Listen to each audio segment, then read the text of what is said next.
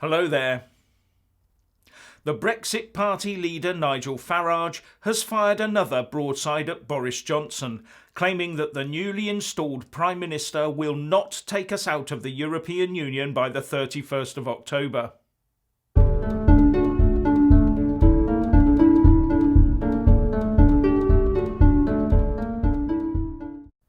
Nigel Farage has claimed in an interview with The Times that Boris Johnson will not deliver Brexit by the stated date of Hallowe'en, and further that there could well be not just one but two general elections in the UK within 6 months. Farage said that Boris Johnson and the Tories were only riding high in the polls at the moment because voters think he is going to deliver a hard no-deal Brexit. But Boris is only saying those things, said Farage, because he wants to suppress the Brexit Party. Do I see a clean Brexit? Asked Farage. No. Do I think there'll be a general election? Yes.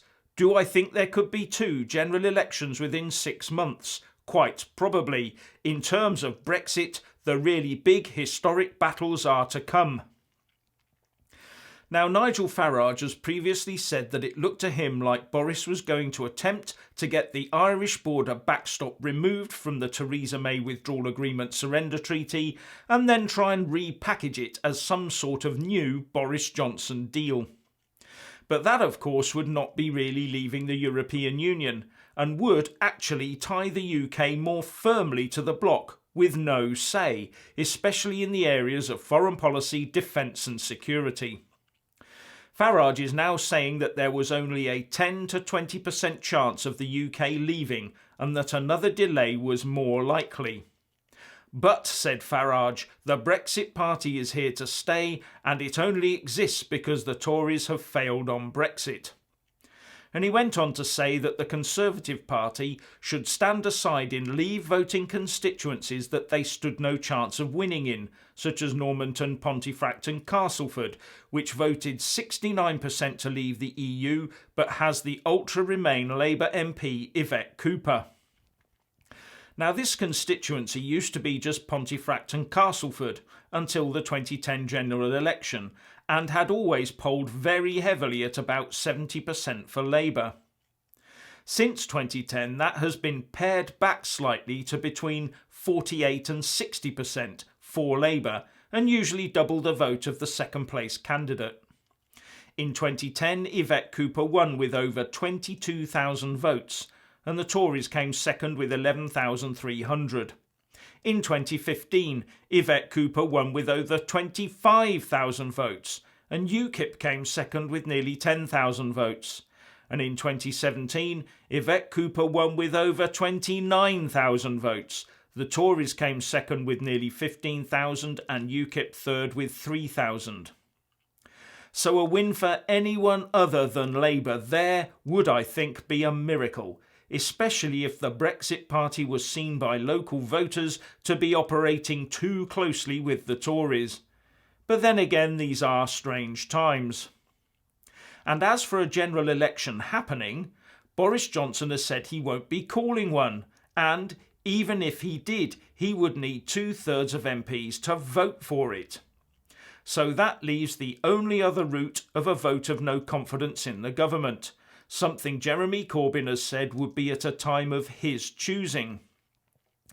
But as I've said before, as the leader of the official opposition, Jeremy Corbyn is the only person who can initiate a vote of no confidence in the government. Corbyn will therefore be hoping that once Boris has lost the vote, to either then have a vote of confidence in himself and his team to run the country, or to force a general election. On the first point, it is questionable whether Corbyn would be able to win a vote of confidence for himself.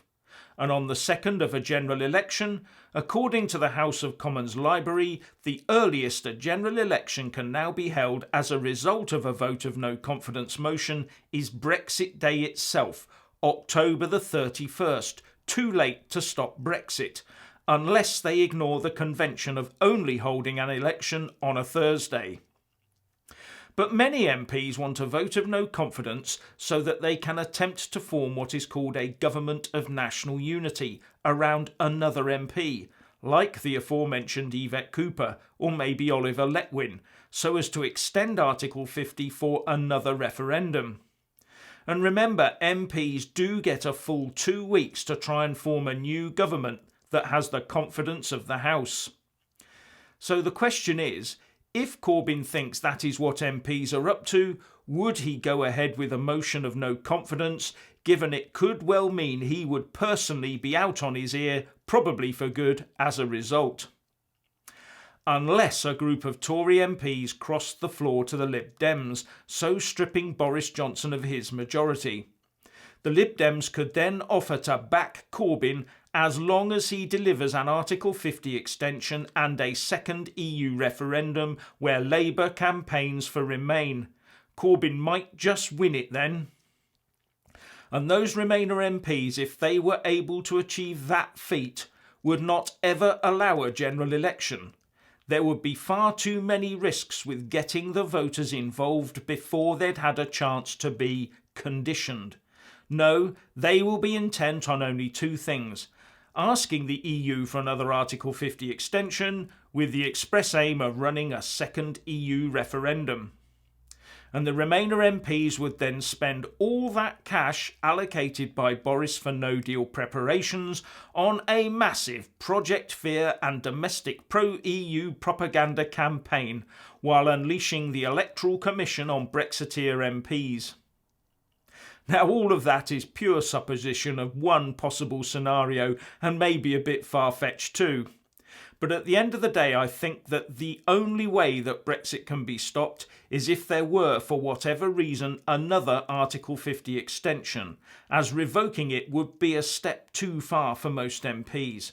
And what they are intent on finding is the way to force that to happen. Anyway, what do you think? Please share and comment, and thank you for watching. Please do like and share this video.